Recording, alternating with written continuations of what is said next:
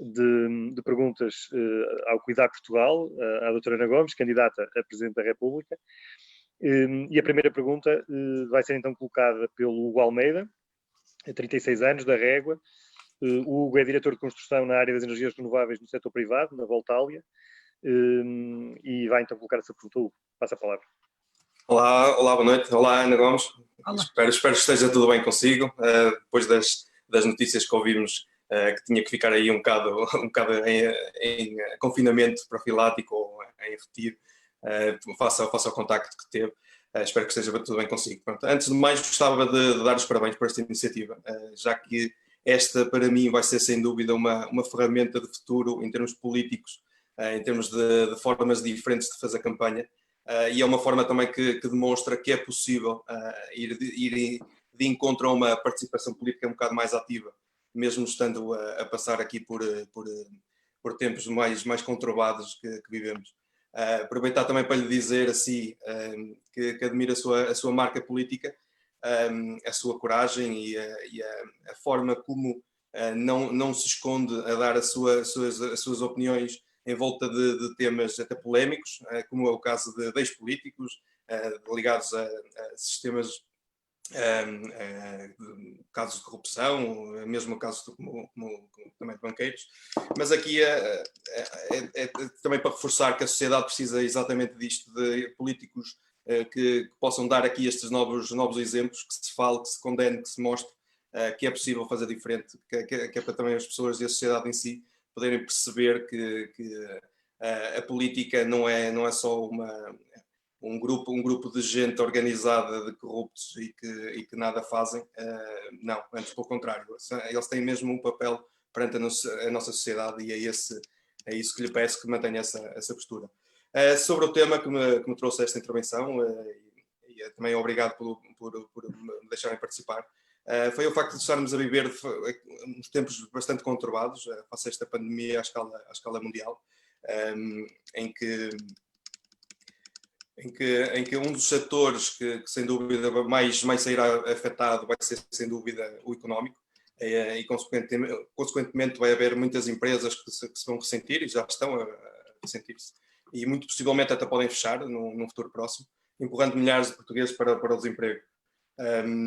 Por razões diferentes, em 2012 vivemos aqui uma situação idêntica de muitas pessoas a irem para o desemprego. Eu próprio fui para o desemprego em 2012, onde também houve muitos portugueses a entrar nessa mesma situação, e na altura houve um convite público para emigrarmos e para procurarmos oportunidades noutros países.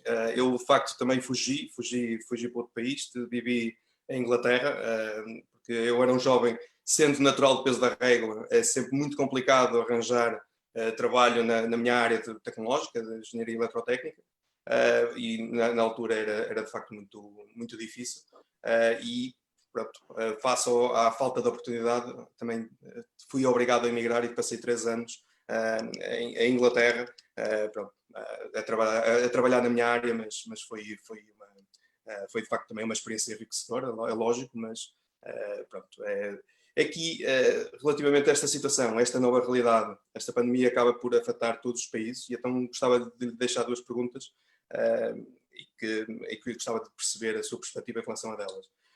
Em primeiro, perceber qual é a sua perspectiva relativamente a estes números de desemprego e qual é, na sua ideia, mesmo tendo em conta estas medidas da União Europeia, se de facto estas medidas vão ser suficientes, se pode de facto haver aqui mais que o país possa fazer por não deixar que o desemprego atinja números muito difíceis de resolver. E em segundo, e sabendo que isto até é um tema um bocado mais de âmbito de governo, governativo, qual era o papel da Ana Gomes enquanto Presidente da República, que espero que possa assumir, por forma a ajudar na recuperação do emprego no país, principalmente em zonas de interior, como é o nosso caso aqui, no distrito de Vila Real, pois as nossas escolhas são sempre um bocado limitadas, e que passa muito pela deslocação para zonas do litoral, de grandes cidades, como Lisboa, Porto, Aveiro, grandes cidades onde existe mais condições de emprego, ou então mesmo pelo abandono do país e procurar emprego noutra parte do mundo. Portanto, eram estas duas perguntas que eu lhe deixava, desejando-lhe mais uma vez muita saúde, muita força, para enfrentar aqui uma campanha que promete ser completamente diferente daquelas que há memória. Portanto, é sempre uma forma diferente de encararmos aqui o futuro. Obrigado. Obrigada, Hugo, e obrigada a todas e a todos por termos esta oportunidade de conversar. Tenho muita pena de não estar em Vila Real, que é uma cidade e toda a zona envolvente do que temos de mais bonito no país, e temos um lindíssimo país. E é uma cidade onde eu vou sempre com emoção, porque tenho muitos amigos de Vila Real, e tenho em particular um amigo que já faleceu, já lá vão quase 30 anos, e que falava da sua terra, Vila Real, com grande amor.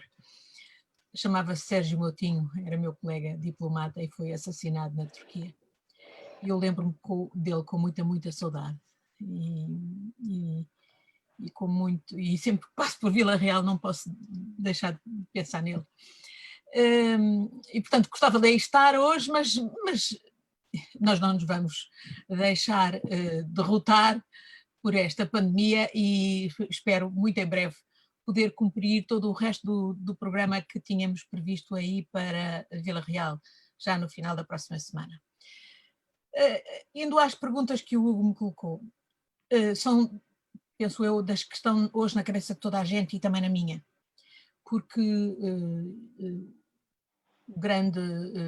a grande consequência desta pandemia, para além dos aspectos de saúde, que obviamente têm que ser prioridade na governação, e eu penso que estão a ser, por parte do atual governo e todas as autoridades portuguesas, é também o impacto na economia. E é o impacto na economia porque tem a ver justamente com tudo o resto, com o emprego. E eu penso que estas medidas que agora estão a ser, aliás, aprovadas, têm justamente essa preocupação de calibrar aquilo que se impõe do ponto de vista da saúde, para não esgotar os nossos recursos em termos de saúde, e sabemos como foram bastante arrasados nos anos das políticas austeritárias. Portanto, não fazer entrar em ruptura os serviços de saúde, mas ao mesmo tempo também não arrasar a economia. E a preocupação de toda a gente é de facto com o emprego. E eu penso que é sobretudo a preocupação com o emprego jovem, mas não só, é o emprego em geral. Já vimos, como o Hugo disse que tinha experimentado, as consequências terríveis. Eu espero que ele tenha, apesar de tudo, conseguido tirar partido dessa sua estadia forçada na Grã-Bretanha. Espero que isso também aconteça com muitos outros jovens portugueses que foram forçados a emigrar, e o que eu achei de mais deprimente foram mesmo convidados pelo governo da época a emigrar, o que eu achei das situações mais deprimentes que alguma vez eu tinha pensado viver em democracia. Eu própria devo dizer que vi de perto e de forma trágica as consequências do desemprego. Tive pessoas muito próximas que sofreram terrivelmente o desemprego. Vi sair de pessoas que inclusivamente se suicidaram por estarem de repente numa situação de desemprego, e estamos a falar de pessoas de idade jovem. E portanto, daí que eu tenha dito na altura que a austeridade mata, e sabia do que estava a falar, e portanto nós não queremos passar pela mesma situação, e é por isso que eu espero que este Orçamento de Estado passe, porque ele visa justamente, tem como prioridade, tem um programa social importantíssimo para ir justamente ao encontro daquilo que deve ser agora a prioridade, que é proteger os que estão em maior vulnerabilidade, proteger o emprego e proteger naturalmente também as empresas que criam emprego. Mas aí o Estado tem que discernir, tem que saber apoiar as empresas que efetivamente criam emprego e incentivá-las a manter o emprego e não a ganhar obter os subsídios e depois na mesma despedir as pessoas ou desperdiçar de alguma maneira os apoios que vão receber. Eu estou convencida que os apoios que estão prometidos do lado europeu serão francamente suficientes. Há ainda duas questões. Uma, quando é que vêm? E há uma parte que está já aí de emergência, que é a parte dos fundos que já foi reprogramada até pela comissária portuguesa e que já estão disponíveis e que são exatamente para acorrer às situações que têm a ver com a economia e com o emprego. Portanto, mas sabemos que há uma outra grande fatia, a maior parte da bazuca, ainda não está operacional, ainda tem que passar no Parlamento Europeu e, portanto, por acordo entre o Conselho e o Parlamento Europeu e a Comissão, porque está dependente da aprovação do orçamento plurianual da União Europeia. Esperemos que isso passe em breve. Houve agora um passo importante no Parlamento Europeu ontem e vamos ver como é que isso vai acontecer, mas também disso está dependente podermos dispor dos fundos prometidos. Mas há ainda outra questão, talvez ainda mais relevante, é como é que nós vamos organizar-nos para despender esses fundos de maneira a que seja rápido, sem burocracias, mas ao mesmo tempo com transparência e com integridade, para garantir que eles chegam a quem precisa deles. E há aqueles setores que efetivamente precisam deles, e vão ser muitos, e são muitos, já sabemos. E passam por medidas, portanto, por eficácia da ação da Segurança Social. Ainda ontem eu lia que vários dos apoios sociais que foram prometidos pelo Governo já no quadro da pandemia, na primeira vaga, ainda não começaram a ser desembolsados porque a própria estrutura da Segurança Social teve dificuldade em organizar-se para os processar. E, portanto, pessoas que estão dependentes das prestações de 400 e tal euros que foram prometidas ainda não as receberam. Portanto, há aqui um problema de organização da própria estrutura do Estado, e eu tenho preocupação com isso, por isso é que eu tenho várias vezes falado do devastador que foi para Portugal, a machadada que foi dada na administração pública nos últimos anos, e quer dizer, nos anos da Troika, a desnatação dos diversos serviços, que hoje tornam o nosso país muito mais vulnerável, com muito mais dificuldade de se organizar para fazer aquilo que é preciso fazer. E isto exige, de facto, organização. Nós sabemos isso muito bem, somos muito bons na improvisação, mas na organização é nós temos realmente pechas. E, portanto, temos todos aí um grande desafio, mas em particular a administração pública e o governo, e eu espero que haja o bom senso de ir ouvindo aqueles que estão com uma atitude construtiva a alertar o governo para as coisas que ainda não funcionaram ou que têm que funcionar, que são essenciais para se ir ajustando a atuação do Estado às necessidades. E, sem dúvida, para mim a prioridade tem que ser o emprego, suster o emprego e suster, em particular, o emprego decente, o emprego com dignidade. Por exemplo, as questões da precariedade têm que ser resolvidas, não podemos continuar a aceitar a conformar-nos com a precariedade, em particular para o trabalho dos jovens, muitas vezes até qualificados, que os impede absolutamente de fazer família, de sair de casa dos pais, etc. E eu acho que o aspecto que o Hugo falava do emprego, em particular nas zonas do interior do país, são uma grande oportunidade. Eu acho que estes programas da União Europeia vão ser também um teste à nossa capacidade de finalmente percebermos que o nosso interior não é interior, em termos europeus é litoral. O nosso interior tem extraordinárias vantagens num quadro de políticas interregionais, ao nível, por exemplo, da Península Ibérica e ao nível europeu, e, portanto, em certo sentido, a pandemia, eu ainda há pouco tempo, quando estive justamente aí em Trás-os-Montes, até mais para lá de Vila Real, mas no Douro Profundo, perto da fronteira, em Freixo de Espada à Cinta, soube que, e depois também até na zona da Beira Baixa, onde estive também entretanto, houve gente a ir das cidades do litoral para o interior, exatamente para procurar conciliar o fugir à pandemia e também com oportunidades. E eu vejo que o governo tem, por exemplo, um programa de incentivos a quem se quiser deslocar para o interior e passar a ter atividades produtivas no interior. E eu acho que esse é o grande momento, exatamente, quer seja na agricultura, seja nos serviços. Hoje tudo o que é possível fazer, por exemplo, já por via digital, pode-se fazer em qualquer parte do mundo, pode-se fazer em Vila Real ou em Peso da Régua, com muito maior qualidade de vida do que se for feito, por exemplo, num bairro da periferia de Lisboa, do Porto. Portanto, há aqui um tremendo desafio que eu espero que nós saibamos aproveitar, porque, no fundo, esta crise também é uma tremenda oportunidade que nós não devemos desperdiçar para a organização do país, para a coesão nacional, para a coesão territorial, e que obviamente tem que ter implicações do ponto de vista económico e do ponto de vista social. Muito obrigado, Hugo, pela tua pergunta. Acho que tivemos aqui alguns apontamentos excelentes que depois, provavelmente depois mais para a frente, poderemos também desenvolver daqui de algumas visões que a doutora Ana Gomes pode ter, principalmente quem tem uma mundividência tão grande e conhece tantas culturas e tantos países. Eu fiquei nomeadamente curioso de saber um pouco mais sobre a forma como se vê Portugal lá fora.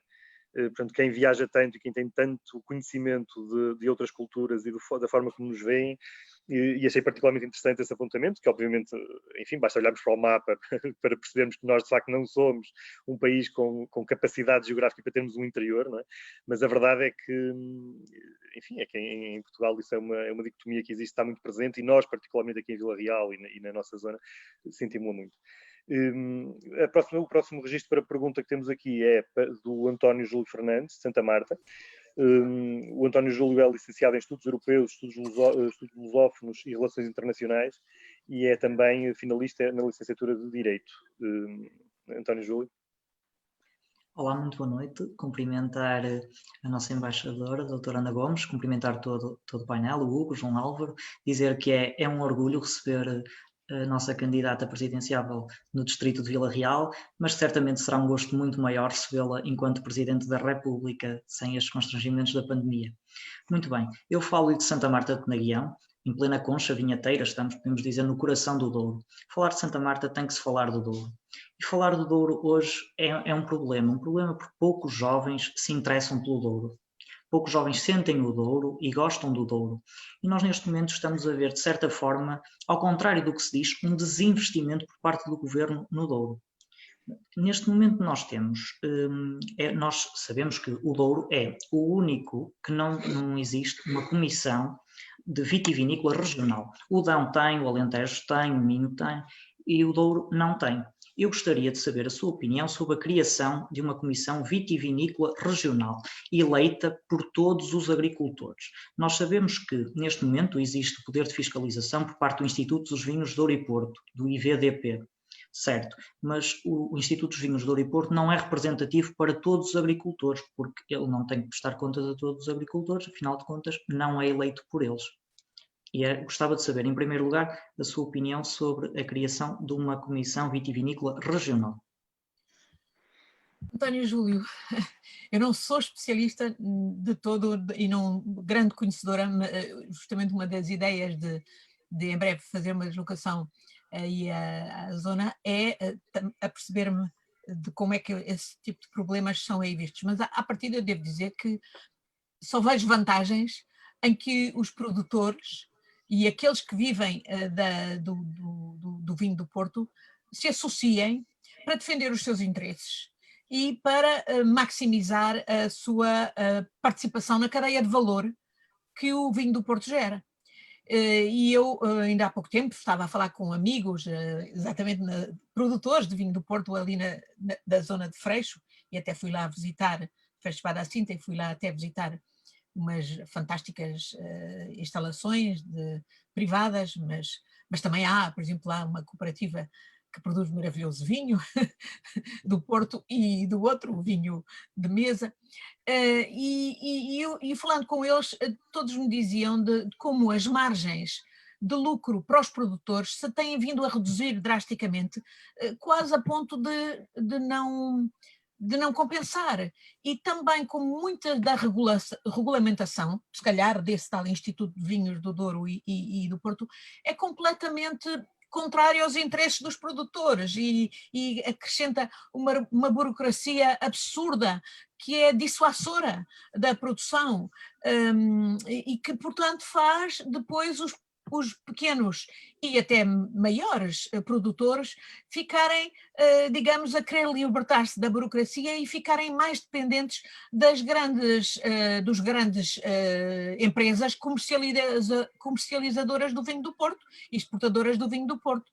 Ora, eu penso que esse é exatamente o contrário do que deveria ser uma política de incentivo a um produto, que é de caras, um dos nossos maiores cartões de visita no mundo.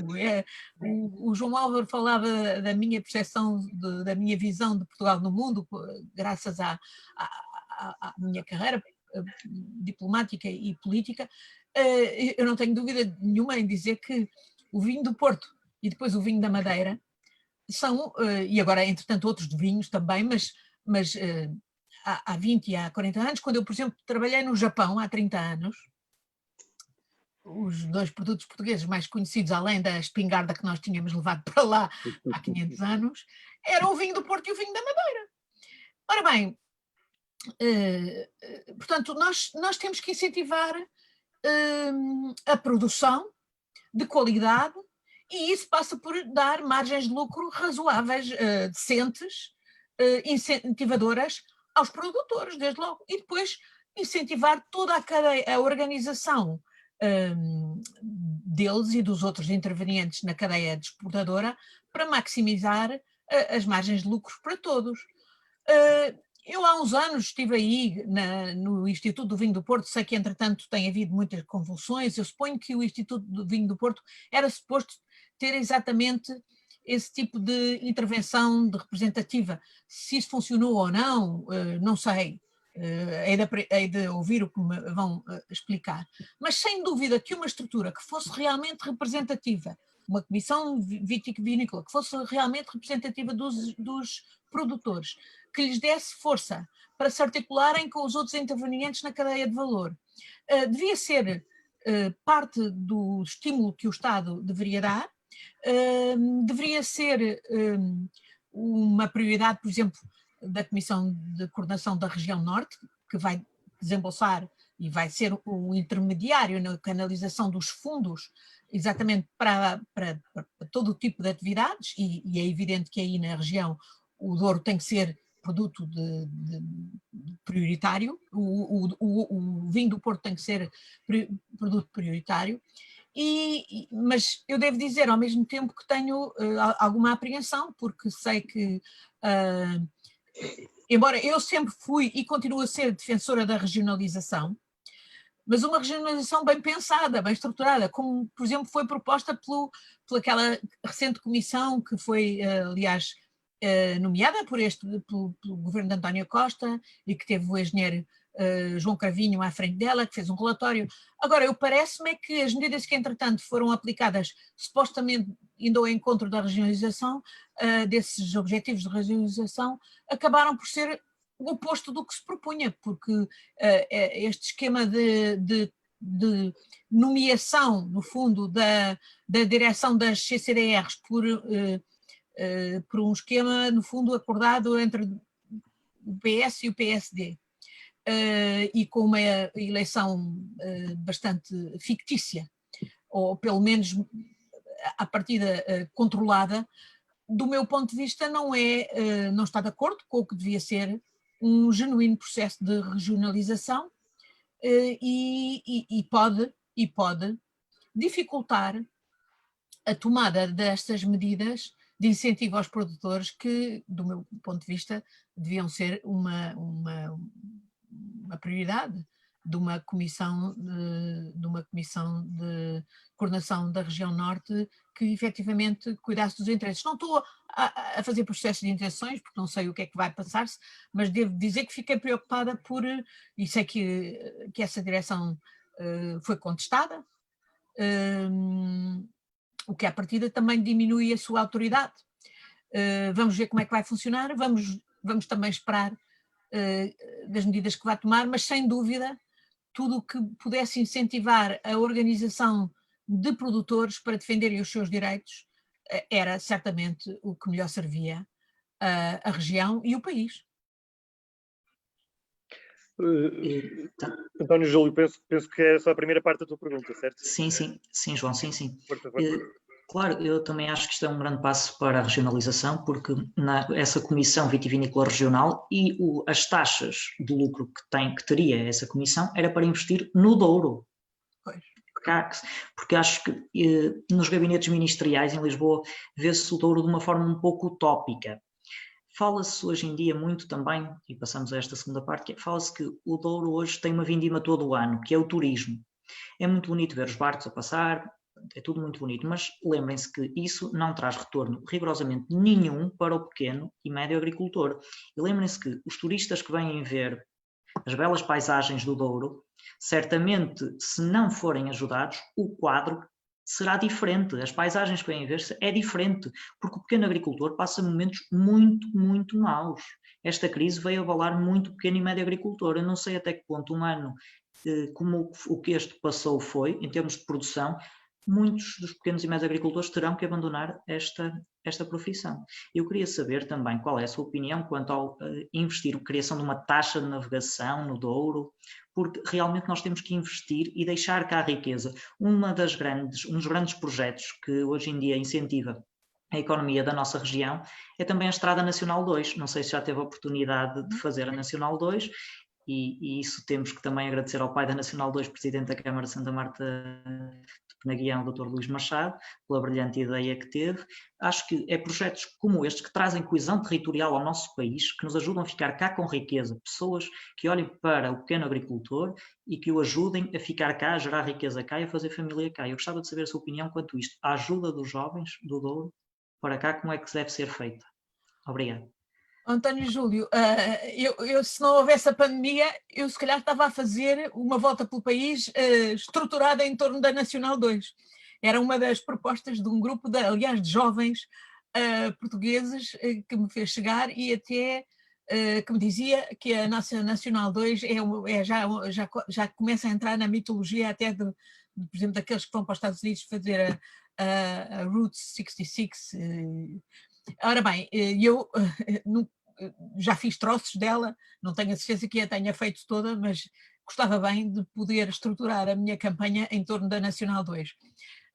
De qualquer modo, eu acho que há grandes oportunidades com o turismo, sem dúvida, não só para o Douro, que é uma região lindíssima. Ainda ontem eu vi aquela magnífica entrevista que a Fátima Campos Ferreira fez ao arquiteto Sotomoura, aí em pleno Douro, com umas vistas esplendorosas, e ele a explicar não só a sua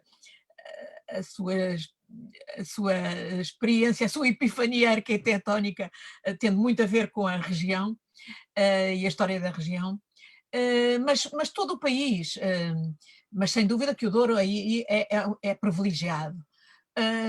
E eu sei que há, e houve agora nestes meses de verão, muita gente que conseguiu até equilibrar o que perdeu nos meses da pandemia, da primeira vaga, à conta exatamente das oportunidades que o turismo abriu e que trouxeram rendimentos a diversos pequenos proprietários e restauração e turismo aí da zona. Mas isto devia ser, obviamente, muito mais estruturado. E também sei que há terríveis problemas. Por exemplo, há um ano ou dois, talvez, estive na zona de Sinfãs, e foi medido por muita gente em Sinfãs, que tem uma zona litoral no Douro, como, no fundo,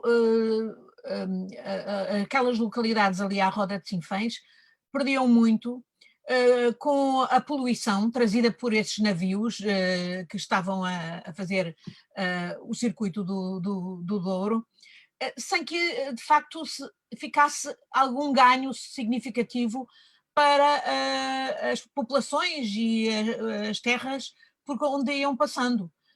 A empresa que gera esses navios certamente tem lucro,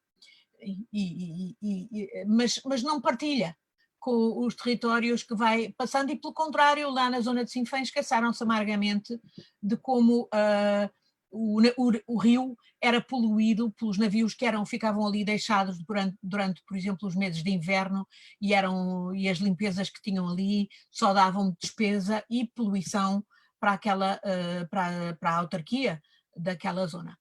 Depois também havia unidades hoteleiras muito interessantes, mas também vi uns mamarrachos sinistros que não percebo como é que se deixaram construir. Nessa zona, por exemplo, vende-se ali daquela zona privilegiada que é Sinfãs. Portanto, dá uma sensação que há de facto a necessidade de uma intervenção, e penso que era esse tipo de intervenção que devia ser estruturada numa CCDR, em articulação com as diferentes entidades representativas dos diversos intervenientes, sejam os produtores de vinho do Porto, sejam os restauradores, sejam as pessoas que têm alojamento local ou que têm outras indústrias, outras atividades na zona. Penso que é esse tipo de intervenção que está a faltar e, naturalmente, com objetivos de não só organizar as explorações dessas diversas atividades, criar emprego, e emprego de qualidade e sustentável, e não poluir e não destruir o património extraordinário que temos, incluindo o património paisagístico, que é de facto único no mundo e apreciadíssimo no mundo inteiro. Obrigado, António Júlio. Penso que eventualmente poderemos ter ainda depois algum tempo no final, se for necessário, se houver tempo para repetirmos aqui a ordem de algumas perguntas. Gostava só de, entretanto, nós temos tido aqui, estamos a seguir aqui o direto no Facebook com a quantidade de visualizações e apelar também a que quem quiser deixar as suas perguntas via Facebook, elas também serão depois passadas para aqui. E aproveitando isso, tivemos já aqui algumas intervenções no live a perguntarem quando é que a Ana estará cá, portanto, à partida, se as condições o permitirem, não é? Teremos a Ana em Vila Real na próxima sexta-feira, portanto, 2 a 8. E podem seguir a agenda, bem como seguir também, inscreverem-se para a newsletter e, muito importante, assinarem a propositura, portanto, para que ainda não está entregue, portanto, para que a Ana possa ser candidata a Presidente da República. Obviamente queremos ultrapassar em muito o número de assinaturas que a Constituição prevê. E podem fazê-lo então através do site anagomes2021.pt. Eu passei então agora para a terceira pergunta que tínhamos aqui já registada para ser feita pela Marisa Ribeirinho, uma jovem também de Vila Real. A Marisa é investigadora e formadora, é licenciada em Genética e Biotecnologia, mestre em Biologia Clínica Laboratorial e é doutoranda em Inovação Alimentar Saudável e Sustentável. E eu arriscaria dizer que, pelo menos aqui em Vila Real, mas eu penso mesmo que é uma autoridade já nacional, acho eu, científica no estudo da salicórnia, portanto, inovação em produtos endógenos. E passava então a palavra a Marisa para a pergunta. Obrigada, boa noite, cara Ana Gomes. É uma honra poder estar a partilhar e agradecer desde já a disponibilidade em ouvir todos estes jovens de um distrito que tem sido tão prejudicado nos últimos anos, como tem sido o distrito de Vila Real, sobretudo o interior norte. Tendo em conta que eu estou mais na área da educação, do ensino superior, ciência e empreendedorismo, uma das perguntas que eu trago aqui, e que é a pergunta principal, é se é possível o Estado criar bolsas de ação social para os alunos de terceiro ciclo, portanto, para os alunos que estão a tirar o doutoramento, porque hoje em dia em Portugal este nível de ensino não é igual para todos, o que impede que o ensino seja acessível para todos. Hoje em dia só consegue tirar um doutoramento em Portugal quem tenha a sorte e obviamente também o mérito de conseguir uma bolsa de investigação para conferir esse grau académico, ou então ter a sorte de ter dinheiro, portanto, capital próprio. Esta seria a minha primeira pergunta. E a segunda, que vai ao encontro desta, será também como é que o país está a pensar, que medidas é que está a pensar, e neste caso, propriamente, a Excelência Ana Gomes está a pensar fixar a massa crítica dos poucos doutorandos resistentes que ainda existem no país, em idade já para começar a trabalhar e conseguir dar ao país aquilo que o país investiu neles, que foi bastante.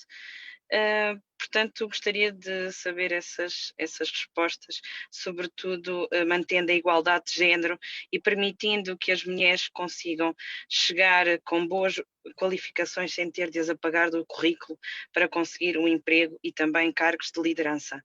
Muito obrigada e um beijinho também a todas as pessoas que estão a ver, e em especial a esta equipa fantástica que está aqui.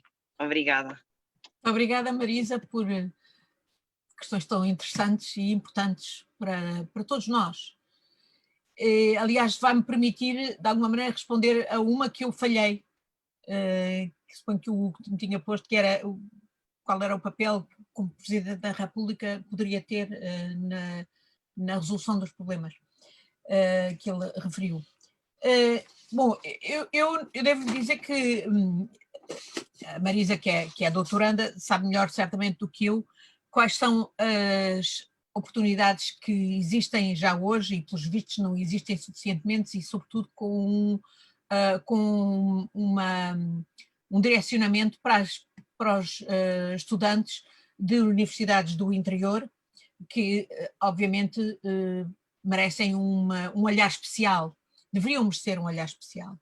E, sobretudo, porque também eles tratam, como é o seu caso, de especializações, de trabalhar em áreas de conhecimento e de inovação que não são necessariamente as das universidades, por exemplo, do litoral e já estabelecidas. E isso é, obviamente, uma mais-valia que importa. Se calhar é muito mais fácil, por exemplo, numa universidade no interior, estabelecer-se uma relação entre o tipo de investigação que desenvolve a universidade, como a UTAD, com as necessidades locais, da produção local, por exemplo, ou das oportunidades de exploração de recursos locais, do que esperar que seja uma universidade do litoral a fazê-lo. E, portanto, isso devia ser devidamente privilegiado pelas autoridades. Eu não sei, não sou especialista, não sei, tomo nota do que me diz, vou procurar informar-me. Sei que hoje, eu ouço muitas vezes muitas críticas à FCT, mas sei que, sem dúvida, hoje a nossa política em matéria de apoio à investigação científica e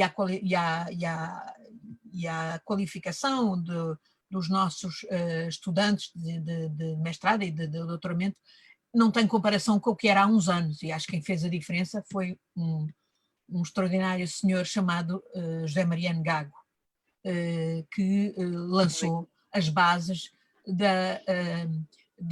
enfim, de uma política que hoje nos põe à frente na qualificação de tantos jovens a nível mundial, e é por isso que vêm cá de outros países recrutá-los, seja na área da saúde, seja em que área for, vêm cá recrutá-los dos países mais avançados aos nossos doutorandos, aos nossos estudantes mais avançados e aos especialistas das diversas áreas, mas não sei se mas tenho a sensação que também foi uma das áreas que nos últimos anos que sofreu muito com a Troika e que está ainda a recuperar, digamos. Faz todo sentido aquilo que diz, faz todo o sentido que os estudantes e as estudantes em particular de universidades do interior fossem especialmente ajudados nos seus projetos de qualificação ainda mais avançada, e faz todo sentido que isso aconteça também numa perspectiva exatamente de fixar massa crítica aqui e não a deixar continuar a perder ou a exportar para o exterior. Eu, mais do que, além do fixar, eu gostaria até que tivéssemos uma política mais ambiciosa, que era ir buscar ao exterior aqueles que tiveram que emigrar, de que nós precisamos, e que houvesse um incentivo a sério, que passava, por exemplo, por habitação, condições de habitação, condições de fiscalidade. Para isso, sim, é que deviam ser dadas condições de incentivos fiscais, de incentivos de habitação, sem dúvida. Outra coisa que é muito importante é a progressão na carreira. Eu acho que nós temos também um grave problema, não só nas universidades, como noutros setores que exigem grande qualificação, como estamos a ver agora na saúde. Porque é que não temos mais médicos e mais enfermeiros no SNS? Porque eles não têm incentivo, nem em termos do que ganham, nem em termos da estruturação das carreiras, para trabalhar no nosso sistema, e preferem ou estar no privado, também sem nenhum incentivo, mas ou estar lá fora com essas condições. Eu acho que essa é uma questão vital para o país, e não é só na perspectiva de fixar a massa crítica, mas é de fazer regressar a massa crítica que nós exportamos e de que absolutamente precisamos para uma estratégia de desenvolvimento do país, para uma estratégia de aproveitamento dos nossos extraordinários recursos. E sem dúvida que o melhor recurso que nós temos em Portugal são os portugueses e as portuguesas. Nós somos tão bons como as mulheres do mundo. Essa é uma das coisas que eu vi por todo lado. Temos muitas vezes déficits de organização, mas somos tão bons como as mulheres do mundo quando temos organização. E, portanto, esta é também uma área que precisa de uma intervenção estruturada. E eu sei, por exemplo, o ministro deste setor é uma pessoa que tem a filosofia de Mariano Gago, trabalhou com ele, mas se calhar tem também muitos constrangimentos em termos financeiros, porque de alguma maneira ainda há um trauma austeritário no país, e vamos ver se é possível libertar-nos disso. Eu pensei que, por exemplo, uma Geringonça 2 teria sido muito importante, porque nos teria permitido exatamente fazer reformas de fundo que de outra maneira não se podem fazer, não se fizeram. É claro que entretanto veio a pandemia e mais outro constrangimento, mas mesmo se não houvesse pandemia, nós não íamos ter as tais reformas de fundo que eram necessárias e que precisam de ambição e de visão, como essas que no fundo, para que a Marisa apontou. E claro, eu não posso também estar mais de acordo com ela que isso supõe uma igualdade de género e apoio às mulheres. E eu sei, muita gente me tem dito que muitos dos esquemas nas nossas universidades em termos de direção são realmente bastante avessos, são bastante old boys network, não é? E bastante dissuasores da perfuração pelas mulheres. E, portanto, é preciso que as mulheres sejam muito persistentes, não se acanhem, vão à luta, e eu penso que isso é justamente uma das diferenças que uma mulher Presidente da República pode fazer. Não é porque uma mulher Presidente da República, ou quem quer que seja Presidente da República, não tem, obviamente, funções de governação. Na Constituição Portuguesa, quem governa é o governo. Mas há um papel de intervenção da Presidência da República na articulação com os diferentes atores institucionais, máximo é o governo, de exercício da magistratura de influência por diversos meios, de convocação dos cidadãos interessados dos diferentes setores para discutirem os temas que não são discutidos, os tabus que são postos debaixo da mesa, como seja, por exemplo, os esquemas de promoção dentro das hierarquias nas universidades, que têm que ser discutidos, têm que ser postos em cima da mesa. Eu acho que esse é um papel que a Presidência da República, que é que elegemos para a Presidência da República, tem que fazer, tem que ter, e o país está a precisar e está necessitado de ser convocado para discutir esses vários problemas, para ajudar a construir as soluções que sejam ambiciosas e que efetivamente impliquem as reformas que são necessárias. Sim, sem dúvida. Aliás, agradeço imenso e permita-me só acrescentar, eu em 2019 representei Portugal no Campeonato Mundial Universitário de Startups que decorreu, aliás, em Copenhaga, na Dinamarca. Fui incentivada pela organização que cada finalista deveria informar os seus membros de Estado ou seja, passo a nomear, tive de informar o Presidente da República, por e-mail, o Sr. Primeiro-Ministro também, o Sr. Presidente de Câmara Municipal, o Sr. Reitor, todos eles foram notificados, recebi a resposta de todos, a resposta padrão, que é acuso recepção, e fui a única finalista num campeonato mundial universitário que não teve nenhum membro de Estado a acompanhar. Foi a primeira vez que Portugal chegou à final desse campeonato, que já tem imensos anos. Este ano não teve ninguém. Eu, por acaso, fui convidada para a sessão de abertura da edição deste ano, que foi, aliás, já decorreu na China. Eu não tive presente, recusei o convite, pelos motivos óbvios de tudo aquilo que se está a passar. Portanto, preferi ficar em Portugal, mas foi com uma grande mágoa que fui a única finalista e a primeira vez que Portugal chegou à final sem ter sequer um apoio de Estado, nem presencial, o qual passou uma imagem bastante adversa. A culpa não foi minha, obviamente, mas que tive mágoa e pela primeira vez tive um sentimento um pouco de tristeza por pertencer a um país, por estar a representar um país, por levar a bandeira de um país onde eu nasci e eu nem sequer tive nada, nem ninguém lá. Marisa. E quando falha a aposta no conhecimento, falha tudo. Marisa, eu só posso condoer-me, e condoer-me é doer-me consigo por isso ter acontecido. Porque a gente vê aí, às vezes, sei lá, uns senhores, por muito mérito que tenham, a dar uns chutes na bola, depois levam logo com o telefonema do Presidente da República. E de facto, quando se trata de...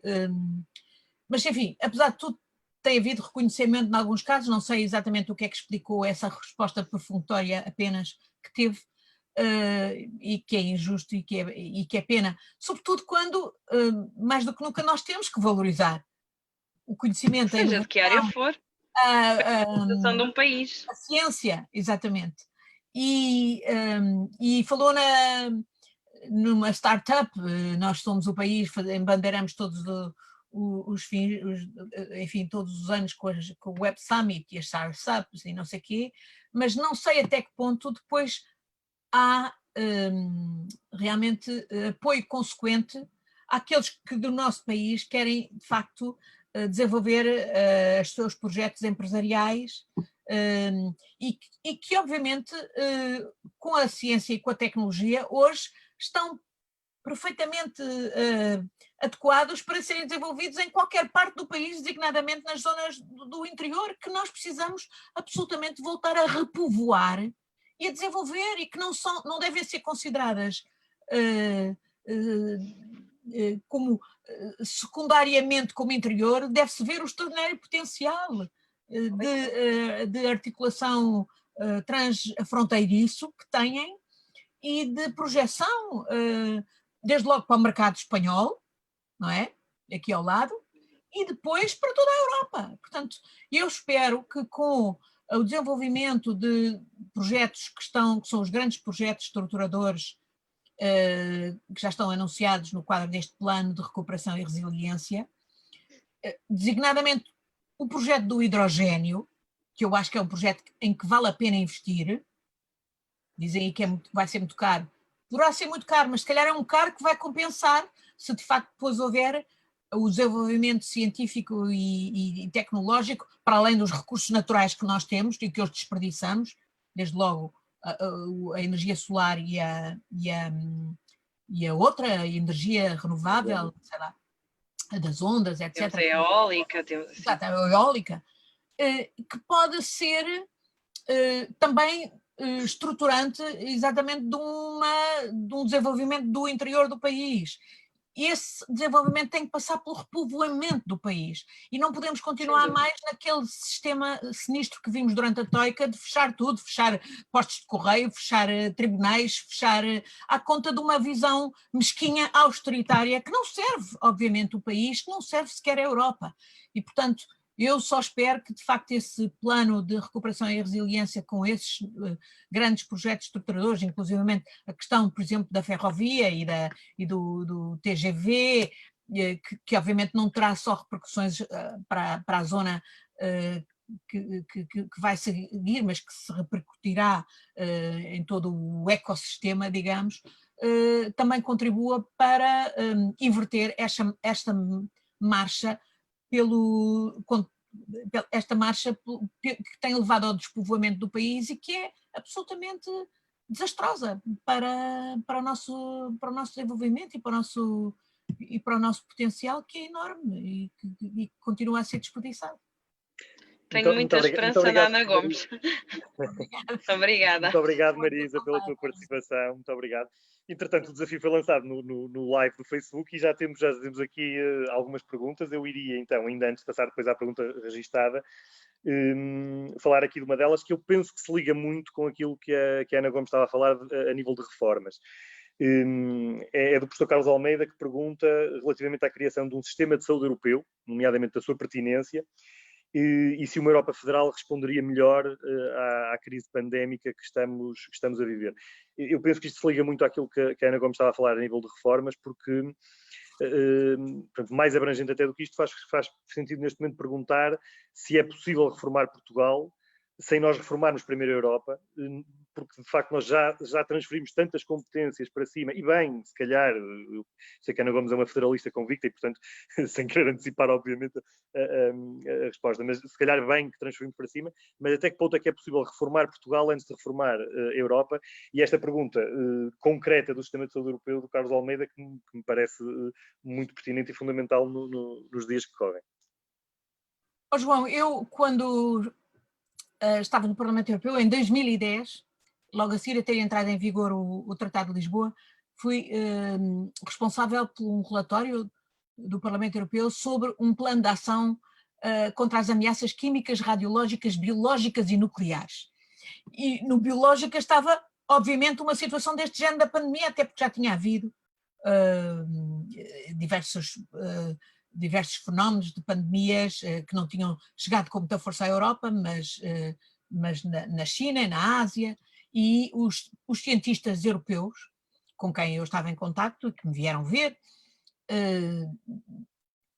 tinham perfeitamente previsto que isto ia acontecer, não era podia, ia acontecer, inevitavelmente. E esse plano de ação, o relatório que eu fiz era um relatório, por um lado, apreciando que a Comissão Europeia tinha feito pela primeira vez um plano de ação graças ao Tratado de Lisboa, porque passava a ser uma competência europeia, mas era um plano de ação muito fraco, e eu dizia isso no relatório, porque era muito a contar com a resistência dos Estados-membros, e os Estados-membros ainda o tornaram mais fraco, e daí que o relatório fosse bastante crítico, e eu filo com contribuições de especialistas e de cientistas das diversas áreas. E nessa altura nós falávamos já na preparação, por exemplo, para, em termos de preparação do pessoal, para uma detecção cedo dos problemas, para uma resposta em termos de equipamento, em termos de vacinas, a resposta, por exemplo, também em termos de vacinas, em que obviamente fazia todo sentido funcionar em sinergia europeia. E isso estava perfeitamente identificado como uma necessidade de até melhor aproveitamento dos recursos. Bom, foi preciso vir a pandemia em 2020, 10 anos depois, para uma série de cabeças nos governos europeus perceberem, e nas estruturas públicas europeias, perceberem que isto era realmente assim, e vimos a primeira reação aquelas primeiras semanas dramáticas em que a Itália pedia apoio e que não vinha, ou veio da China o que a China quis dar, e sempre com volta na ponta, como é óbvio, e portanto, o que levou a própria Comissão Europeia a ter, a articular-se para intervir e para procurar planear e procurar pôr em conjunto uma série de contribuições dos diversos Estados-membros. Até hoje não sabemos bem se isso já houve exemplos positivos desse trabalho. Chegamos a ver, por exemplo, doentes serem transferidos de França para a Alemanha para terem cuidados que nessa altura em França não era possível serem ministrados, mas são casos pontuais e ainda não vimos a diferença que se podia fazer, porque infelizmente o que prevalece ainda é muita resistência dos Estados-membros, cada um safa-se por si só, não é? E vimos, por exemplo, todos a comprarem equipamentos à China, se calhar a maior parte desses equipamentos não servem para nada, por exemplo, ainda hoje lia que na Grã-Bretanha chegaram à conclusão que as empresas que ganharam os concursos ou as adjudicações, e se calhar não é só na Grã-Bretanha, para comprar os equipamentos à China não tinham mínima certificação, não conseguiram os equipamentos melhores e vimos toda aquela corrida deprimente entre Estados a roubarem uns aos outros os equipamentos, mesmo quando já estavam nos aviões, etc. Até Portugal também acabou por ser vítima disso a certa altura. E sobretudo há uma coisa muito importante que esta pandemia fez entrar pelos olhos dentro e que nós já dizíamos nesse relatório em 2010, era que, obviamente, há certas questões essenciais que a Europa não pode continuar a deixar para outros fabricar. Há produtos e equipamentos que são absolutamente críticos, que têm que ser produzidos cá por controle europeu, porque senão ficamos dependentes, por exemplo, de existirem ou quererem ser vendidos por uma potência, por exemplo, como a China, não é? Infelizmente, não penso que nestes 10 anos se tenha progredido muito, houve algumas coisas em que se avançou, por exemplo, esse era o primeiro relatório onde se falava na possibilidade de haver um Serviço Europeu da Proteção Civil, o que já há, com limitações, mas já há, mas a pandemia expôs à luz tudo aquilo que não há e já está identificado o que deve ser feito, e agora o grande desafio é obviamente a questão da produção da vacina, e da produção da vacina para depois ser distribuída por todos, sem custos adicionais e sem competições absolutamente deprimentes. Eu acho que o nível europeu é muito importante, sem dúvida. Eu sou federalista, como o João disse. Mas o nível europeu não exclui, pelo contrário, supõe as intervenções também ao nível nacional e até ao nível regional e até ao nível local. O nível europeu não é suposto aniquilar as intervenções que são melhor feitas ao nível nacional e ao nível europeu, e eu não aceito essa desculpa de isto só se pode fazer ao nível europeu, ou então isto só se pode fazer ao nível global, como desculpa para não fazer nada. Não. Há muita coisa que se pode fazer a nível nacional, há muita reforma que se pode fazer a nível municipal, há muita ação que se pode tomar a nível local, e temos bons exemplos aqui no país, há muita ação que se pode fazer a nível interregional, dentro do país e até transfronteiriço, há muita coisa que se pode fazer a nível europeu e há muita coisa que só se pode fazer a nível global. Agora, um não pode ser a desculpa para o outro. E eu vou-lhe dar um exemplo típico, que é uma questão de resto da maior importância para tudo.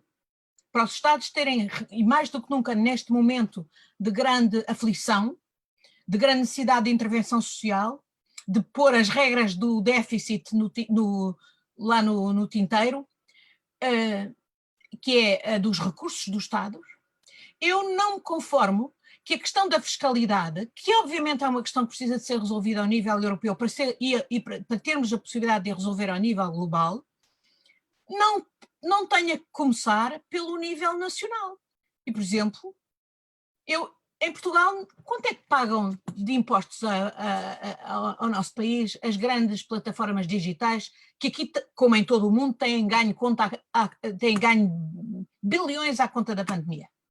Quanto é que elas deixam em Portugal? Nós nem sequer sabemos isso, não temos esses dados. Não temos esses dados. Não são públicos.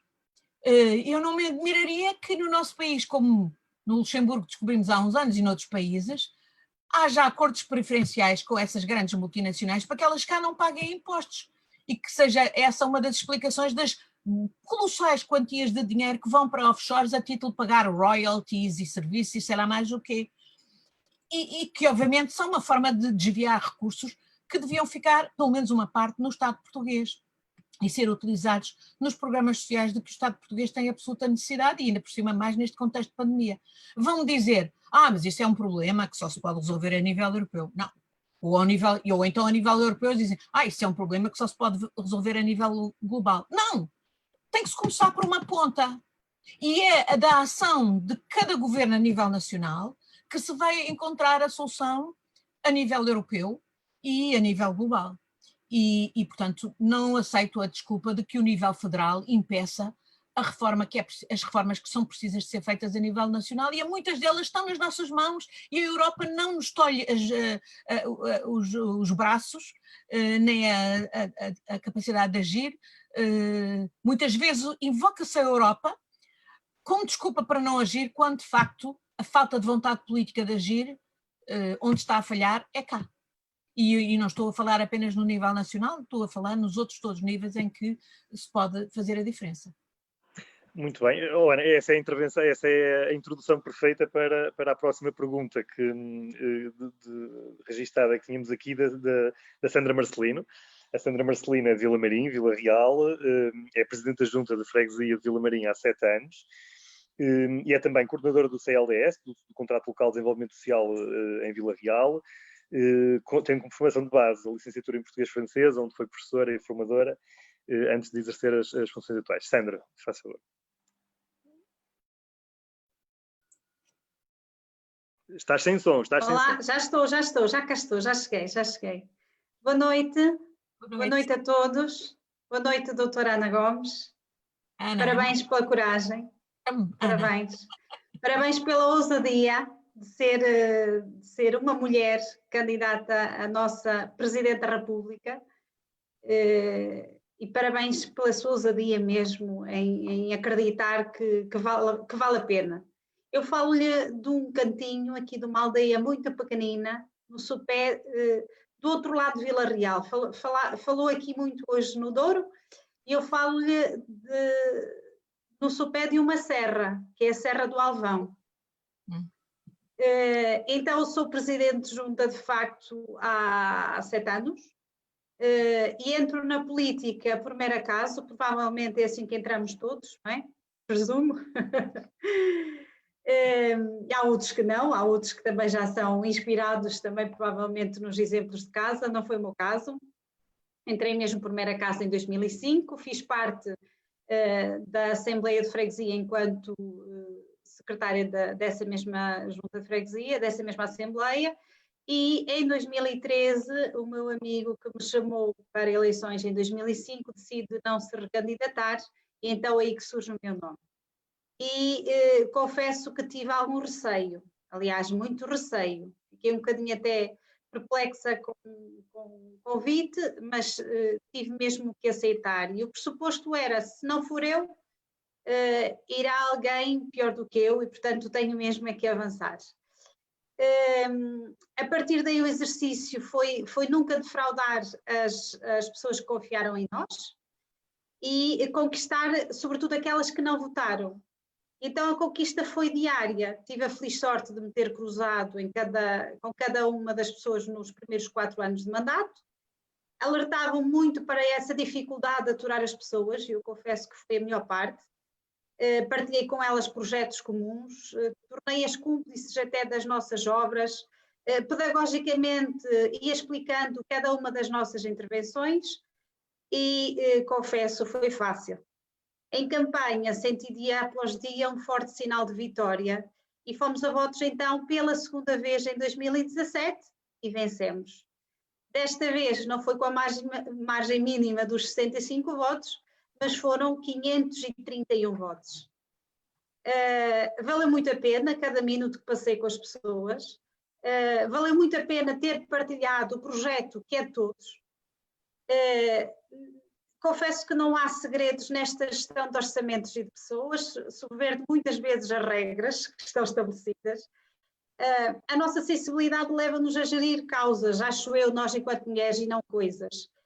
Faço maioritariamente com o coração, dou valor a cada gesto, a cada pedido, seja grande ou pequeno, é importante para a pessoa que o faz, a mim basta-me. e atribuo-lhe a importância sempre que merece. A partir daqui, torna-se tudo muito mais fácil. Sou respeitada na minha posição entre camaradas, mas também na minha comunidade.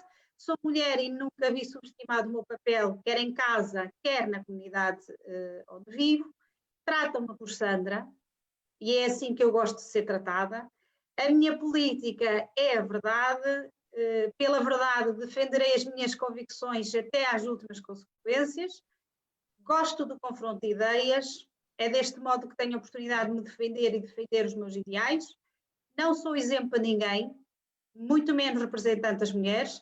Sou autarca como os restantes meus colegas. É assim que me sinto, nunca me senti menosprezada por ser mulher, mas garantidamente gostava de ter mais mulheres para trocar pontos de vista, para falar sobre política. As minhas amigas cansam-se. Então este é o apelo àquelas que nos ouvem. Se sentirem que podem fazer a diferença nas vossas comunidades, avancem, porque o mundo precisa de nós. Este é um pequeno trecho de texto. Eu pedi ao nosso manager aqui, o João Álvaro, para lê-lo. Eu escrevi no terceiro seminário, salvo erro, sobre igualdade de género, e fui convidada precisamente para falar sobre este tema, as mulheres na política. E o que eu quero saber da doutora Ana Gomes é o que é impele na política? Porquê é que está cá, no meio de nós? Uma das razões, Sandra, é por acreditar exatamente que as mulheres podem fazer a diferença e que são precisas na política, como são precisas em todas as áreas da vida, e que era uma diminuição da nossa democracia não ter suficientemente mulheres na política, e ainda estamos no caminho, na caminhada. Eu lembro-me em 1994, quando vim do meu terceiro posto, que foi em Londres, fui convidada pela Teresa Santa Clara Gomes para integrar uma coisa que nós chamávamos o Observatório da Cidadania. E era a Teresa Santa Clara Gomes, a Armanda Adão e Silva, outras pessoas, homens também, devo dizer, homens progressistas, estava lá o António Pérez Metelo, e constituiu-se um grupo, distribuímos entre nós, ir falar com os líderes políticos dessa altura. Estávamos a preparar as eleições de 95, que foram ganhas por António Guterres, e íamos falar com os diversos líderes políticos para os persuadir a porem, o que é que a gente pedia? 25% de mulheres nas listas que iam apresentar para as eleições legislativas. É um pouquinho. E eu fui integrada num grupo que era suposto ir falar, dividimos os líderes da altura entre nós, e eu fui num grupo que era suposto ir falar com o António Guterres. E fui falar com o António Guterres, lembro que o António Pérez Metelo também foi, e suponho que foi a Teresa Santa Clara Gomes. E ele disse-nos, bom, vocês estão a pregar para um convertido, porque eu acho exatamente isso. O meu grande problema é que se eu disser, porque nós dizíamos, a responsabilidade é do líder, o líder tem que fazer a diferença, isto não muda se não vier do topo a decisão de mudar, de integrar mulheres. E da mesma maneira que se mete todo o tipo de pessoas, representantes dos diversos setores, sindicalistas, daqui e dali, agricultores, não sei o quê, bom, tem que se pôr mulheres, ainda por cima estamos a falar de um grupo que não é uma minoria, é a maioria da população. E estão a pregar para os convertidos, como convertido, mas eu sei que se eu puser, se eu determinar isso, depois vão-me meter a irmã, a prima, a tia, etc. E nós dissemos, não se preocupe, metam a irmã, a prima e a tia, se calhar não sabem o que é que lá vão fazer, mas se lá estiverem, elas saberão o que é que hão de fazer. Da mesma maneira que a maior parte dos homens que é metido na lista, se calhar não sabe o que é que vai, e não tem especial competência para aquilo que é que vai, mas uma vez que está na função, naturalmente tem que fazer valer as suas capacidades e competências. E foi, no fundo, a Sandra acabou de nos contar a sua própria história, assim, não é? A princípio até nem estava nada aí, e depois achou-se investida daquelas responsabilidades e pôs as suas próprias características pessoais ao serviço da comunidade. E é assim que faz política. E é isso exatamente que é preciso das mulheres. Não são melhores nem piores que os homens.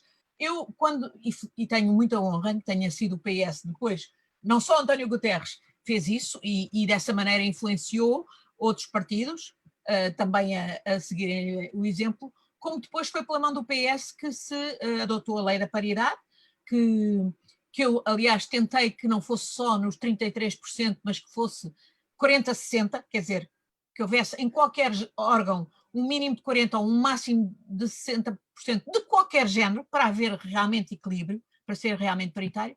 Isso não passou, mas apesar de tudo, essa lei da paridade fez de facto toda a diferença e fez com que muita gente, muitas mulheres como a Sandra, viessem para a política e passassem a fazer a diferença, não só ao nível local, mas depois, obviamente, depois a poder progredir nas próprias estruturas do partido, e é sem dúvida que hoje há imensas deputadas, há imensos, eu gostava que houvesse mais mulheres governantes que vinham exatamente dessa experiência que vem. E isto digo eu que até no PS tive o percurso ao contrário, eu vim de cima de paraquedas. Mas acho que justamente a importância de um partido político é exatamente o de ser um alfobre de aprendizagem de baixo para cima do que são as responsabilidades de governar aos diversos níveis. E é isso que eu espero que nós mulheres façamos a diferença. Não é uma questão apenas de número, não é de toda uma questão apenas de número. É uma questão de trazermos a nossa mundividência, a nossa experiência, as nossas capacidades pessoais, que não são necessariamente nem melhores nem piores que as dos homens, mas que são diferentes por causa do tipo de vida e de experiências e de condições que nós temos, para a vida política e para a procura de soluções para as nossas comunidades, qualquer que seja o nível. Por isso, Sandra, eu acho que também é exatamente por isso que eu me candidato. Eu devo dizer, quando eu sempre me senti política, devo dizer, desde miúda que eu faço política, mesmo no tempo da ditadura, juntei-me logo no liceu, a partir dos 13 anos, a quem queria deitar abaixo o regime, a diferentes níveis. Mas depois do 25 de Abril, quando eu fui para a diplomacia, eu costumo citar o Raul Solnado, que a diplomacia é política, não é política partidária, mas é política, não é outra coisa senão política. Política externa e política interna também. Eu quando decidi dar o salto, digamos, da minha vida diplomática para a vida política partidária, por convite do Eduardo Ferro Rodrigues, que era nessa altura secretário-geral do Partido Socialista, foi porque tive a percepção e a veleidade de que o meu exemplo inspirasse outras mulheres a fazerem o mesmo. E porquê? Eu estava na Indonésia, recebia imensas cartas de jovens portuguesas que me tinham visto na televisão como diplomata e que me perguntavam, mas como é isso, uma mulher diplomática e tal, e tal. E eu, que na altura via a televisão, via RTPI e me preocupava muito já com o efeito extremamente alienante que eu via que o futebol estava a ter na sociedade política e do tratamento da política no nosso país, achei que era preciso, de facto, outro tipo de visão, que era a visão, por exemplo, que as mulheres, se calhar, como eu, tinham, menos ligadas às futebolices, e tive a veleidade que, ao vir para a política, inspirasse outras mulheres. E eu devo dizer que é das maiores satisfações que eu vou tendo na vida, volta e meia, é cruzar-me com mulheres que me dizem que também vieram para a política inspiradas por mim. E, portanto, o que eu quero na Presidência da República é não só demonstrar que, obviamente, uma mulher é tão capaz como qualquer homem de fazer aquele lugar, mas pode fazer a diferença, não basta, ainda hoje eu lia, a propósito da Kamala Harris, que agora tudo indica vai ser a vice-presidente, é a primeira mulher negra, a primeira mulher de origem indiana a ser vice-presidente, e que a mãe dela lhe teria dito, quando ela era miúda, tu vais ser a primeira a fazer uma data de coisas, mas vela para que não sejas a última. E, portanto, a obrigação de quem está em determinados lugares de poder, em qualquer lugar de poder, é justamente alargar a participação democrática e, sem dúvida, a participação de mulheres a todos os níveis é uma questão de qualidade da nossa democracia. E o meu objetivo ao candidatar-me à presidência da República é dar um olhar de mulher que puxa pelas mulheres, que puxa pelos homens progressistas que entendem que esta é uma questão de qualidade da nossa democracia e de qualidade das soluções para o desenvolvimento do nosso país. Muito bem. Bem haja, bem haja. Sandra, obrigadíssimo e obrigado por teres proporcionado esta resposta da Ana Gomes, que é talvez a resposta mais bonita que eu ouvi sobre o feminismo como igualdade e não o feminismo como uma superioridade de um dos géneros relativamente ao outro. Enfim, Isso é a extrema-direita que procura passar essa versão. Exatamente, mas é também por respostas destas, acho eu, que a Ana Gomes vai cultivando aquilo que nós estamos a ver aqui de resto no nosso feed do Facebook, no nosso live, uma série de declarações de apoio que eu volto a apelar. Não se fiquem aqui pelo feed do Facebook, não custa nada, vão a anagomes2021.pt, subscrevam a newsletter, sejam proponentes, verifiquem a agenda. Na próxima sexta-feira, em princípio, se tudo correr bem, a Ana Gomes vai estar connosco em Vila Real, portanto verifiquem a agenda, porque depois, entretanto, vamos libertar as confirmações que tivermos do percurso que vamos fazer. Dado o momento atual, não vamos certamente ter nenhum grande aglomerado populacional, nem nenhuma arruada, mas vamos tentar que todos possam estar dentro do possível com a Ana. Eu ia passar aqui também, e já que falamos de Estados Unidos, falamos agora das eleições, nós tínhamos aqui na campanha feito aqui uma aposta a ver se conseguíamos acertar exatamente hoje à noite a confirmação oficial de Joe Biden como novo presidente dos Estados Unidos da América. Não conseguimos ainda, porque eles são um bocadinho lentos a contar os votos, mas aparentemente está tudo bem encaminhado. E eu ia fazer aqui um encadeamento com uma pergunta muito interessante que tivemos do Paulo Pomar, que pelo menos a nível do Facebook, aqui a nível regional, todos conhecemos, e ele falava aqui que estávamos a centrar-nos um bocadinho, já foi há um bocadinho, portanto já passamos para uma fase mais nacional e de outro âmbito, mas estava a dizer que estávamos a focar um bocadinho aqui na regional e que ele gostava de ouvir falar relativamente à política nacional e à agenda nacional, nomeadamente o populismo e os fenómenos pouco democráticos que estão destes partidos emergentes e destes fenómenos e movimentos emergentes. Mas eu também devolvia aqui quase esta provocação no bom sentido do Paulo Pomar, pedindo-lhe também para fazer a ligação um bocadinho. Então estas eleições nos Estados Unidos, no fundo a democracia dos Estados Unidos mostrou a sua resiliência se confirmar a derrota de Trump, porque sobreviveu a estes 4 anos. Mas, portanto, pensando um bocadinho, falando provavelmente, e o Paulo Pomar centrou isto muito a nível nacional, nos fenómenos que estão a surgir agora e que, no fundo, Portugal está a ter agora com algum atraso relativamente ao resto da Europa, o desmoronamento daquele bipartidarismo entre centro-esquerda e centro-direita e o nascimento, a emergência de partidos mais nos extremos. E gostava então de ouvir um bocadinho falar sobre isso, porque verdadeiramente a sua experiência aqui é também muito, muito interessante e muito importante. João, eu acho que todos os partidos ditos mainstream, portanto, partidos consolidados do campo democrático, devem pôr a mão na consciência, porque eles têm uma cota-parte de responsabilidade pelo crescimento dessas formações de extrema-direita fascistas com um projeto de destruição da democracia.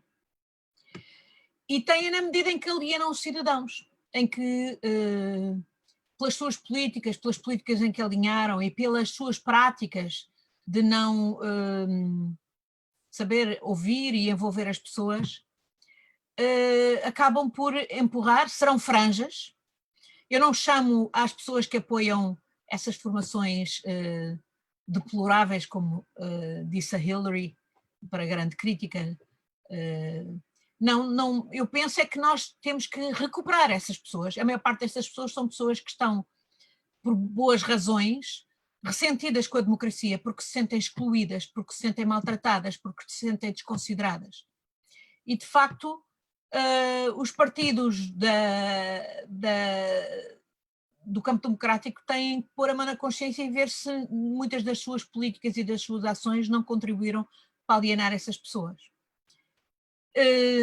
E têm que, obviamente, também ter claramente um cordão sanitário em relação a essas forças, porque elas não pode haver ilusões, elas representam o objetivo de destruição do sistema democrático, das nossas liberdades. Eles, aliás, não escondem. Não é por acaso, por exemplo, quando essas formações aqui querem rever a Constituição e reintroduzir a pena de morte que nós abolimos há mais de 100 anos, ou a castração química, etc. Ou, por exemplo, como agora querem, por exemplo, nos Açores, dos motivos do entendimento aberrante, vergonhoso, que vai viabilizar aparentemente uma coligação de direita nos Açores, é a diminuição do rendimento de solidariedade para os açorianos, cerca de 18 mil pessoas, parece que uma boa parte, um terço menores de idade, que vão ser afetados se de facto for por diante essa coligação na base desse objetivo de reduzir drasticamente o número de pessoas que recebem o RSI, o que é de uma ignomínia total, ainda por cima no contexto de pandemia, de crise social, querer diminuir os recursos que são afetados aos mais vulneráveis e fazer disto bandeira negocial, e que isto seja aceito por um partido de resto do campo democrático como é o PSD, eu estou horrorizada. Mas isto é o arrepio de tudo aquilo que, aliás, outros partidos da mesma família política, que não é a minha, mas a nível europeu, o contrário do que eles fizeram. Nós ainda recentemente vimos o Vox em Espanha vimos o PP em Espanha a demarcar-se do Vox. Aqui, de uma forma incompreensível e ignóbil, para voltar ao pote, para usar a terminologia de um ex-líder do PSD, vale tudo, incluindo uma aliança com o partido da extrema-direita, que tem, obviamente, um projeto antidemocrático e que tem esses objetivos completamente contrários a quaisquer princípios e valores europeus, sociais-democratas, democratas, etc. Aflige-me muito que estejamos numa situação destas aqui em Portugal, ao arrepio de tudo o que se passou noutros países europeus com que nós gostamos de nos comparar e que nós temos por parceiros, mesmo ao nível das grandes famílias políticas europeias. E portanto, não me venham dizer que não há especiais responsabilidades dos partidos democráticos, não só em não alienar os cidadãos que depois se constituem apoiantes e que são instrumentalizados por essas formações, como em não fazer valer cordões sanitários e entrar em pactos de diabo que realmente descredibilizam esses partidos e descredibilizam e ameaçam a democracia. Tanto mais que nós sabemos que este fenómeno não é um fenómeno apenas nacional, está ligado ao que se está a passar a nível europeu. Eu vi-o em França, eu vi-o em Espanha, eu vi-o na Itália, eu vi-o na Hungria, vemos-o na Polónia, vemos-o todo lá, na Alemanha, onde há um partido nazi, hoje, que se afirma como tal, e obviamente, quando há uma central internacional reacionária, instigada por aqueles que estão por trás de Trump. E quando eu digo aqueles que estão por trás de Trump, não me estou apenas a referir aos milionários americanos que apoiaram Trump e aos estrategas que levaram Trump ao poder. Estou-me a referir, por exemplo, também a Putin, que tem uma agenda claramente anti-europeia, que é reacionária, profundamente reacionária, que é o que explica que ele, por exemplo, tenha financiado a Marine Le Pen, ainda muito antes de financiar, por exemplo, também o Brexit, não é? E, portanto, não podemos ter ilusões. Há aqui um projeto de destruição da democracia e de destruição da Europa. E destruir a Europa é destruir a democracia. E é trazer de volta a guerra ao nosso continente. E é por isso que a agenda dessa gente é completamente divisiva, polarizadora, destrutiva. E eu só espero, de facto, que hoje à 1h da manhã, quando o Biden e a Kamala Harris vão falar, espero que venham a assumir que ganharam, e espero que a sua vitória contribua decisivamente para dar uma valente catanada nestas formações. E digo claramente nestas formações, não digo nas pessoas, porque não sou da laia dos Steve Bannons, que ainda ontem pediam a decapitação, por exemplo, do Dr. Fauci, o cientista americano que é o principal conhecedor das questões relacionadas com a gestão da pandemia, e de outras pessoas. nós não podemos entrar nesse tipo de discurso e de lógica, não podemos fazer o jogo dessas forças, mas podemos e devemos sim combater a ideologia, denunciar o projeto, e é também por isso que eu estou aqui como candidata, é porque justamente não me conformo que neste país o meu próprio partido, de alguma maneira, não tendo um candidato, abrisse o caminho, mesmo sem querer, porque eu não tenho dúvidas que não é esse todo o ponto de vista da maioria dos cidadãos socialistas, mas de alguma maneira acabasse por fazer o jogo, por dar palco e até catapultar para uma posição de relevo uma formação como aquela que se perfila na extrema-direita portuguesa. Muito bem, Ana. Obrigado. Eu tinha aqui uma pergunta do live também, estávamos a tentar aqui ver se consigo aqui, da Brigitte Bazenga Gonçalves, também conhecida obviamente aqui na região, e ela pergunta muito diretamente como é que a Ana Gomes situa Portugal em matéria de direitos humanos, o nosso sistema prisional, as nossas forças policiais de mão dada com o Chega, o crime cometido pelos já acusados funcionários do CEF, e portanto nesta linha a pergunta da Brigitte. Oh, Brigitte, não há nenhum país perfeito em matéria de direitos humanos, é o que a minha experiência do mundo me diz. Mas sem dúvida que há países que têm mais obrigações do que outros e que têm uma situação melhor e mais obrigações do que outros, e certamente é o caso de todos os países europeus, porque o projeto europeu é um projeto que se funda nos direitos humanos, no respeito pela democracia, no respeito pelo Estado de Direito. E os direitos humanos são justamente uma pedra de toque. E eu devo dizer que ainda ontem fiquei satisfeitíssima porque o Parlamento Europeu conseguiu um braço de ferro que já vinha há muito tempo, eu participei nele, que era justamente ligar a questão do desembolso dos fundos europeus, dos fundos estruturais, dos fundos no quadro do orçamento plurianual da União Europeia, ao respeito pelos direitos humanos. E isto por causa, obviamente, da situação na Hungria e na Polónia, onde governos, e não só, também vi isso no fundo em Malta, claramente, onde foi assassinada uma jornalista porque ousou expor a corrupção no partido do poder, que por acaso acontecia ser da família política do meu próprio partido,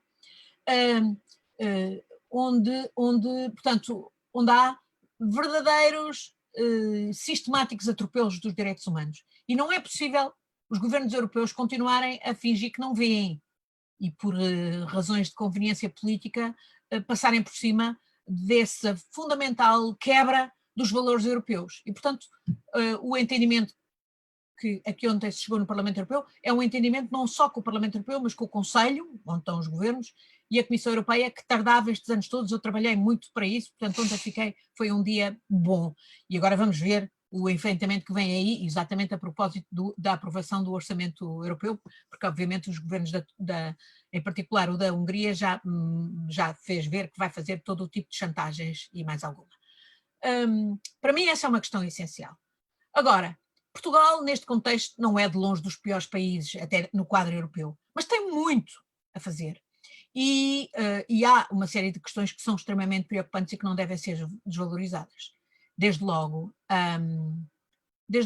sim, as condições prisionais, e portanto há muitos direitos humanos que não podem simplesmente ser levados à prática se não houver um mínimo de condições dignas, por exemplo, para os presos e para aqueles que têm a responsabilidade de lidar com os presos, guardas prisionais, etc., de exercer a sua tarefa, o seu trabalho. As forças de segurança, e sim, a Brigitte referiu esse episódio tenebroso que ocorreu nas instalações do CEF no aeroporto, com um imigrante ucraniano barbaramente torturado e hoje sabemos, graças a um relatório da EGAE que foi determinado de resto pelo Ministro da Administração Interna e que apurou que não eram só os agentes do CEF que estiveram diretamente envolvidos na tortura e no assassinato do Ilyor Homeniuk, foi também mais 9 outros funcionários que estiveram envolvidos no encobrimento, quer dizer, o que é de uma gravidade extrema. E eu só espero que agora que inclusivamente já há o relatório da EGAI, haja uma exemplaridade de punição, não só ao nível judicial, criminal, mas ao nível, obviamente, das estruturas em que eles estão enquadrados, para ser absolutamente dissolução. E também compensação à família, que aliás ainda vi hoje que a família pedia compensação. Eu acho que esse caso é particularmente grave. Não estamos, ninguém está isento que isto aconteça em qualquer parte do mundo, e infelizmente há coisas, mas é particularmente grave que se parte num país como o nosso e que possa haver o sentimento de impunidade por parte destes indivíduos. E eu penso que isto está ligado também a um descuido de anos de deixar infiltrar as nossas forças de segurança, as nossas polícias, por gente que obviamente não tinha condições nenhumas para estar nessas forças que devem ser proteção dos cidadãos e que devem levar a questão dos direitos humanos e que têm informação em matéria de direitos humanos exatamente para serem forças de segurança e de proteção e não da desproteção e da agressão aos cidadãos, como esse caso demonstra. E como outros casos demonstram, designadamente casos com um impacto, por exemplo, em determinadas zonas, por exemplo, nas grandes cidades, com queixas de discriminação de populações, por exemplo, de minorias étnicas, ciganos, afro-europeus, etc. Isto é intolerável. E eu espero que o governo tenha coragem de tomar as medidas que se impõem. Eu em breve até participarei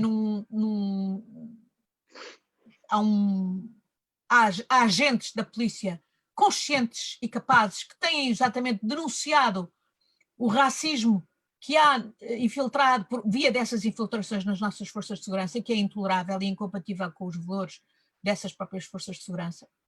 Isso parte das chefias, mas parte também, obviamente, da responsabilidade governamental de não permitir que isto continue a passar. Há um outro lado, que é essas forças têm que ter condições dignas para exercer o seu trabalho. E não é possível, eu vi coisas das condições de grande indignidade em que funcionavam polícias em certas esquadras do nosso país, ou GNR, em certos quartéis da GNR. É preciso, quem serve nas nossas forças de segurança tem que ter condições dignas de operação, tem que ter financiamento adequado. E isso é uma prioridade e está intimamente ligado com a capacidade de exigir o cumprimento dos padrões elementares e não, portanto, abrir as portas a uma infiltração perversa. E eu acho que as nossas forças de segurança merecem todo o apoio. Eu, no Parlamento Europeu, trabalhei 15 anos na Subcomissão de Segurança e Defesa e depois também na Comissão de Liberdades Cívicas, Justiça e Assuntos Internos, designadamente em contato com as nossas polícias. Devo dizer que vi as nossas polícias, por exemplo, em particular, por exemplo, a Polícia Judiciária, a ser altamente considerada a nível europeu, referenciada pela Europol como exemplar em muitos aspectos. Portanto, não é um déficit de capacidade, de competência, é um déficit muitas vezes de direção política e de meios para que elas tenham de facto a dignidade elementar que lhes permite cumprir as suas funções adequadamente. Muito bem, muito obrigado. Nós estamos praticamente a chegar aqui ao fim. Eu queria agradecer aqui muitas perguntas. Nós lançamos o desafio e, portanto, obviamente as pessoas responderam e houve várias perguntas aqui no Facebook que, enfim, que a Ana foi passando por estes temas, emprego científico, regionalização, a precariedade do emprego. Mas, Ana, eu penso que aquilo que nós também fomos vendo aqui é que as pessoas identificam-na muito com a sua principal característica, a frontalidade. E eu também não ficava bem comigo, eu também sou um bocadinho assim, e portanto acho que há aqui uma pergunta que gostava também de fazer relativamente a isso. O Partido Socialista reúne-se amanhã em Comissão Nacional para falar também sobre as presidenciais. A Ana falou várias vezes aqui ao longo da noite no meu partido, no seu partido, portanto, como o meu partido, portanto, assumindo claramente o seu posicionamento político. O Partido Socialista ainda nunca falou na minha candidata, ou na nossa candidata, não é? Portanto, não tem essa assunção feita. Não sei se amanhã o vai fazer, mas a minha pergunta é muito direta. Gostava que amanhã o Partido Socialista, que saísse da Comissão Nacional do Partido Socialista, qualquer coisa como a Ana é fixe? João, eu digo o meu partido porque é o meu partido, eu não escondo, eu sou socialista e apresento-me com toda a franqueza aos portugueses. A minha candidatura é uma candidatura independente, eu avancei como independente, aliás, como avançaram no passado outros insígnios socialistas, Mário Soares e Jorge Sampaio não deixaram de ser socialistas, mas apresentaram-se. Aliás, isso é também propiciado pelo facto de o órgão presidencial da República ser um órgão unipessoal e, portanto, quem se candidata-se por uma decisão pessoal.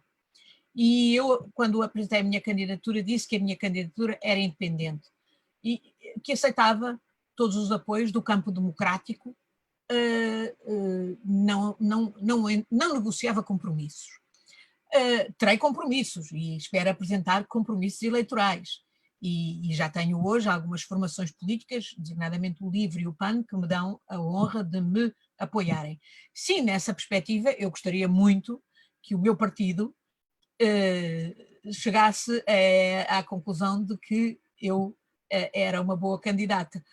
Mas devo dizer com também muita franqueza e realismo que não estou à espera disso e que não quero interferir na decisão. Eu hoje sou só militante de base, é um órgão adequado do partido, acho que já há muito tempo que se deveria ter reunido para tomar esta decisão, tenho pena e de alguma maneira eu própria avancei quando percebi que o PS não ia ter um candidato próprio ou da sua área, o que eu achava que devia ter, porque acho que as eleições para a presidência da República são muito importantes e são sempre uma oportunidade para afirmar os princípios e os valores que nos norteiam. Portanto, eu achava que o Partido Socialista devia ter o seu candidato próprio, percebendo que não tinha, isso foi muito importante para me fazer, digamos, dar este passo. Não quero agora interferir naquilo que é uma decisão do PS, que vai ser tomada democraticamente, e eu confio que os militantes socialistas pois pensem pela sua própria cabeça. Acho que não, como digo, realisticamente não estou à espera do que o João sugeriu, mas estou à espera de uma posição que não hostiliza a minha candidatura, até porque sei que há muitos socialistas e tenho o orgulho em receber muitas mensagens de muitos e muitas socialistas a dizer-me que me apoiam e que estão comigo. Obrigado. Bem, posso dizer que pelo menos aqui no nosso live tivemos logo muitas reações a dizer que sim, que a Ana é fixe, e portanto temos muita gente a corroborar essa opinião. Eu quero agradecer mais uma vez a todos aqueles que estiveram presentes, dizer também que a Ana tem agora um convite a todos que queiram fazer perguntas em vídeo no Instagram, e que depois a Ana responderá. E portanto, daria por encerrada esta sessão. Continuamos para a semana em Vila Real. Continuamos para a semana presencialmente em Vila Real, onde teremos todo o gosto em receber e obviamente, portanto, volto a apelar a que sigam, a que se inscrevam na newsletter, que sejam proponentes da candidatura da Ana Gomes e que sigam a agenda no anagomes2021.pt, onde podem então também, onde vamos atualizando a agenda para aquilo que será a presença na próxima semana, na próxima sexta-feira. Ana, muito obrigado pela disponibilidade, pela simpatia, por toda a energia que esta candidatura demonstra para quem também quer ajudar e efetivamente é um gosto poder fazer parte de alguma coisa que tem esta base de cidadania que se percebe. João, deixa-me só aproveitar este momento para dizer que, de facto, Como o João já disse, no site podem ir à rubrica assinaturas e ajudar-nos a enviar-nos a vossa formulário. Podem imprimir e preencher e assinar e mandar-nos, não é preciso selo.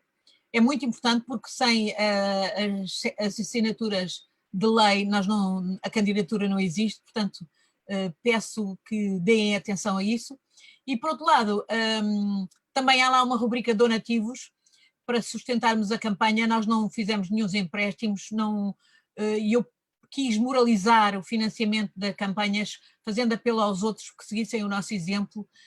Não quero donativos acima de 100 euros e portanto, há lá também um processo para que possam doar o que entenderem até 100 euros, de uma forma que é inteiramente transparente e que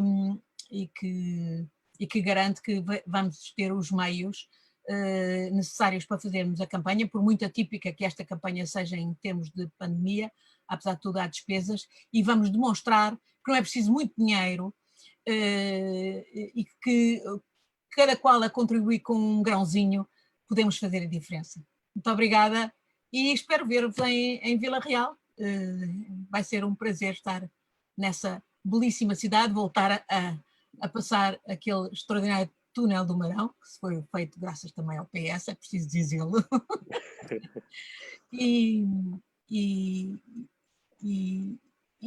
E continuamos esta conversa. Muito obrigada a todas e a todos. Obrigada. Muito obrigado. Até sexta.